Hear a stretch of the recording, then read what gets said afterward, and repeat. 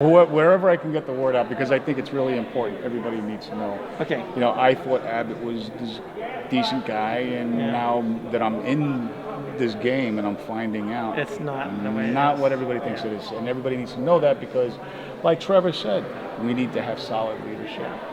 My name is Jeff Morgan. I am here with Joe Cruz. Joe, you are a precinct chair. Yes, I am. And for the GOP, we're in this area right here. We're in Collin County right now.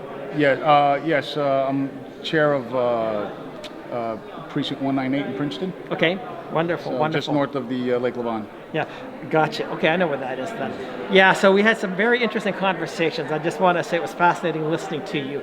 But I really want to ask you a little bit about the illegal immigration stuff that's going on here, or the immigration problem in general. Can you explain what you've seen? Because you've seen this stuff personally, is that correct? Yes. Okay, tell us a little bit more, because a lot of people don't really understand the dynamics behind what's going on. Well, basically, what's going on is nothing short of treason. Our border is set up right now, and you're going to hear people say that the border is out of control, and no, that's not true at all. The border is absolutely under control, except it's not our control. It's not our control, It's right. under the control of the cartel, and it's set up to get the maximum number of people through in the shortest amount of time possible, because right now they see Virginia, they see New York, they see New Jersey. And they're going to try to get in as many people as possible. And what they're doing with these people, they're sending them to Florida and to Texas so they could turn them blue. Right. Because they want to change the districting. So this is a very crucial thing that you've been talking about, because we've been seeing this stuff. At least I thought I've been seeing this stuff, but I have not been able to see the same research and the same detail that you have. That illegals are coming in and they're being registered as Democrats, and they're going in and they're basically trying to change the composition of districts. And that's why sometimes the Democratic Party they're always talking about, we're flipping Texas, we're going to do this, we're going to flip that state. But the reason they're doing it, part of the reason they're able to do that is by the illegals that they're bringing in. Is that what I hear you saying? Correct. But and I don't know if it's actually the one that just passed, but that infrastructure bill and the associated with the reconciliation bill that goes with it, that $3.5 trillion monstrosity. Right. One or the other of those has a provision in it to fast track all the people coming in for citizenship. Right. And there's no other reason than, and on January 21st, I believe it was, Biden got up and he said, I am reversing all of Trump's policies, and I'm ordering the Census Bureau to count everybody that's coming across the border. Why would you do that if it's not just for districting? It is for districting. Exactly. That's exactly what it's for. And I know where they're going because I've been, for example, I just came back last night from Eagle Pass. Okay. And we were going through all the trails out there that the migrants use, and I was picking up pieces of paper, and there's all these little strips of paper with phone numbers on and names and addresses, and they're all Florida. So all these people are coming from Venezuela, well, specifically in Eagle Pass, what I saw mostly were Venezuelans and Colombians, flying from Cali to Panama City to Mexico City. I know this because I found the tickets. I've got pictures of them and everything. So, and then the little strips of paper in there that had somebody's name from Florida. So they're being told where to go. They're being directed. They're financed. So there's nothing about the poor immigrants that are slogging thousands of miles on foot. That's a lie. They're getting plane rides and then walking the last few miles. Yes, and at the last few miles, they get a UN escort. Yeah. So the UN is involved in this as well. Wow, that's amazing. Yeah. But you've actually seen all these papers, is what you're telling me. I've seen it. I've got it on my phone. I've got tons of stuff. I've got. I also have IDs. Same name, same person, same date of birth, different faces. Wow. So they're just recycling them at the same time, so when you see Ron DeSantis talking about he's going to send all the illegals up to Delaware and so on, and then of course Biden is upset with DeSantis. But DeSantis, what I'm hearing you say, and maybe I'm reading too much into it, DeSantis almost knows the game. Is that what I hear you saying? I'm sure he does. He absolutely does. And Abbott is not a dummy either. Abbott knows. So when Abbott heard those words on January 21st, as everybody else did, if this knuckle-dragging ex-cop can figure this out, Abbott, with that big brain of his, definitely can figure this out. And that he hasn't done anything since January 21st. that's a big tell. So you're telling me right now then that as far as the border security and the whole illegal immigration problem, the governor is weak because he has a reputation. He's got this wonderful governor and everything. But in Texas, we do not quite see things the same way that sometimes the outsiders see them. Tell me a little bit more of your perspective on this whole thing. It's all Kabuki Theater. Okay, I'm glad you said and that. Absolutely every bit of it is. Classic example is what you saw down at Del Rio with the 500 cars all lined up, lights going, the wall of steel. Well, those 500 cars came from elsewhere along the border. Yeah. When they converged in that one spot, that left the rest of the border abandoned and open. Yeah. Real America's Voice News was at those other spots filming the drug trucks coming across the border. Right. So, and the other thing I want you to think about too, our stated military capability is 9,000 people in 24 hours. We can move 9,000 people with our military in 24 hours. Mm-hmm. That's their stated capability. They couldn't manage that in a week in Afghanistan. Mm-hmm. Yet, 15,000 Haitians under the Del Rio Bridge disappeared in 4 hours. That's amazing. Yeah, that's really amazing. 9,000 in 24, they couldn't do it, and but 15,000 did it in 24. And the worst part about it now is your tax dollars are paying for these people to take charter flights from U.S. military Air Force bases to points in Florida and in Texas. So is the military involved in the gig then as well, or what's the deal with that? Yes. In fact, Abbott announced that he was sending initially 3,000 guardsmen to the border to secure the border. I went to Roma on September the 26th with two candidates for office. Keith Self, who's running for CD3 right now, and as well as Aaron Sorrells, who's running for lieutenant governor. We went down, we were with Texans against illegal immigration, Sheena Rodriguez, and Anthony Aguero, who's a local journalist that he's down there every day. And he took us to this place in Roma, and we watched literally the Texas National Guard communicating with the cartel using handheld flashlights. Wow. The cartel responding and sending boats over with coyotes. As the boats reached the shoreline on the Texas side, Texas National Guard then were picking up people off the boats and putting them on U.S. soil. Wow. We watched this for about an hour and a half. There was about 50 people every half hour. Those people were rounded up then and then given to the Border Patrol for processing, where they just, what's your name? No ID, no nothing. What's your name? Okay, here you go. Men with children in their arms were counted as family units. Family units. Any man, any child. Yes. You look at these children, that can't be his kid. Yeah. You know, you just know. Oh, where's the mother? Oh, we're divorced. We just, she left. There's like this massive pandemic of divorce going on in Mexico, where once you step into Mexico, your wife leaves you. I don't know what that's all about, but the truth is, these children are rented. They're taken, they're kidnapped, they're taken from orphanages, they're abused, they're just props. Right. And the cartel uses them as product. Yeah. So you have to pay an extra stipend so you can have a child. Why this is important, besides the horrific abuse that these kids go through, the other part of that is Abbott has now sent another 2,000 guardsmen down there, but they're only allowed to arrest single young males. Why this is important? Because single young males now know that they're going to be targeted. They know that now they have to go get a kid. So now the demand for those children just went up. Abbott, in effect, just raised the problem of child abuse. Child abuse and trafficking completely. And trafficking, yes. Yeah, so it's very interesting because we, in the state of Texas, we talk about our efforts to combat human trafficking. What I hear you saying is that the governor is more or less facilitating human trafficking. Exactly. Unfortunately, yes. Yeah. That's the sad truth. That's what happens. And unfortunately, I'm trying to reach his office.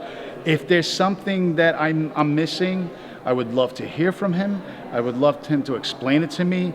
Maybe it's not how it seems, but right now it seems pretty bad. And I haven't heard anything back. I've reached out to Angela Paxton. I've called her out on it too, on a Colin Strong Zoom call, where she was flowering accolades on our governor and what a great job he's doing. And I had to push back. I said, no, I'm sorry, I disagree. She's not, yeah. I told her everything I saw. She asked me to send her a report. I did. I didn't just send her a report, I sent a video. Right. and I never heard back from her. Wow. So, Wow. and Collin County on September the 13th, I believe it was, unanimously adopted a resolution that I authored demanding Abbott take effective action on the border. Not just action, but effective action. Right. He's taking a lot of action. It's not working. The numbers are going up still. I'm a results-oriented guy. I want to see them going down. Right, right. So- And you said you're former law enforcement. Yes, 21 years with NYPD. I retired in 2006 as a second-grade detective. I specialized in diplomatic security, executive protection. So I've been around the political world for quite a few years. And I also So you're not work- just blowing smoke here. no. I have a little understanding of what I speak. So Yeah. So when you look at what I've seen taking place, and tell me if my perception is correct, because I've seen among the challengers in the Republican Party to Governor Abbott, they've talked a lot more. Especially, I've seen much more with Senator Huffines. He's talked a lot about the border issue, and at times it almost seems to me like Huffines will say something, and Abbott will respond as if like he's almost reading his website or something like that. But the response is more show. Well, I mean, am I nuts? It's funny that you say that because I've been watching the pattern too, but it's more with Stitt from Oklahoma and with DeSantis of Florida. Really? They take Okay. action, and it takes a little while, but Abbott will do the same thing. Gotcha. Although he'll just do enough to make it look like he's doing that same thing. Yeah. But what he's doing is he's waiting for the polls. That's what I think anyway. He's Yeah. waiting for the polls to show how that works out for them. And then if it plays out good, then he goes and So does the same. that's a very good point that you've said. That I have seen that too, but I'm glad that you mentioned that. And it was very interesting because I went to CPAC in February, and then also down here in Dallas I had CPAC. I don't remember the straw poll down there, but the CPAC straw poll, I think it was in February. They were seeing who was the most popular, who people would vote for. I think that Governor Abbott had like 0.1%. And I mean, because here they're like, is he going to run for the presidency? Maybe he's going to run for the presidency. Maybe he's thinking that he's going to do that, and that's why he's following DeSantis and trying to, find out which way the political winds are going today. Well, the problem is right now, it's so dire. Yeah. We don't have time for campaign slogans and bumper stickers. Yeah. We need men of action. Yeah. I think Huffines has the most defined policy plans that I've seen yet. West definitely knows the landscape, and I think he's got a good heart, and I think he's in the game to keep. I don't think he's the politician some people are trying to portray him as. But even Chad Prather, he's a media guy, and I don't think he's at the caliber of the other two. But at this point right now, based on what I've seen, I'm an ABA guy, anybody but Abbott. So, primary, I'd like to see him get primaried, and I'd like to see a fighter get in there and take care of business, shut that border. Yeah. It's very easy to do. There's only two things you got to do. I used to be an ardent supporter of sending all our troops down there, which runs the risk of the federal government coming up with some bogus excuse to remove them, federalize them and remove them. But those streets that those legal crossing points come over on, those are Texas streets.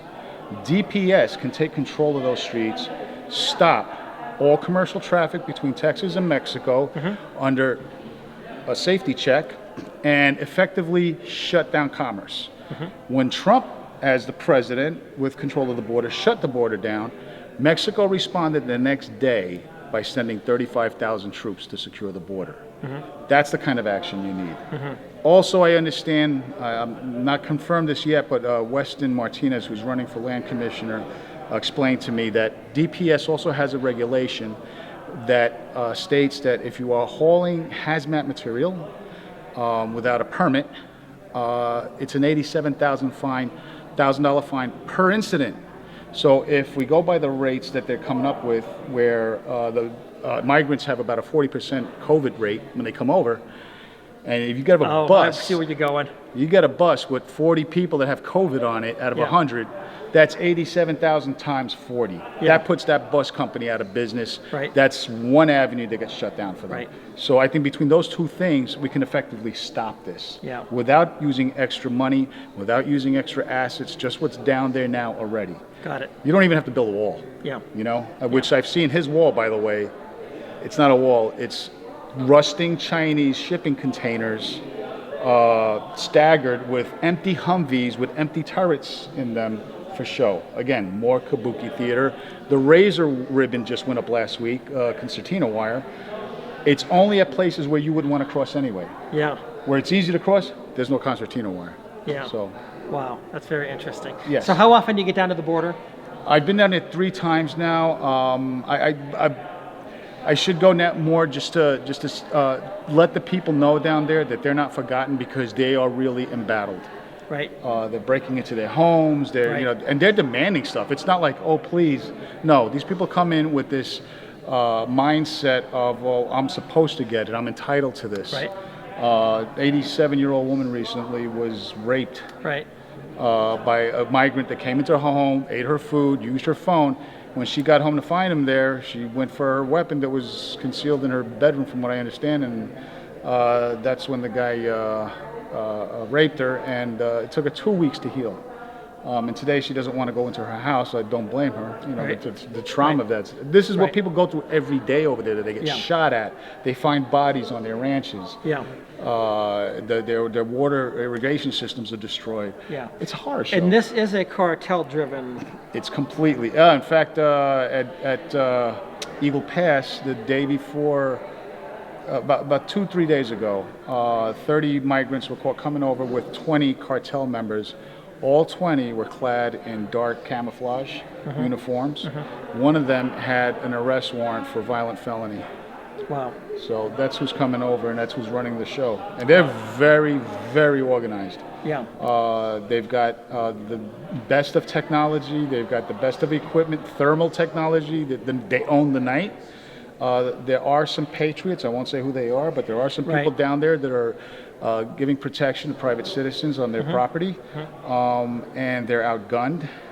They're out-trained. They're outmanned. I give it up to them for even being there.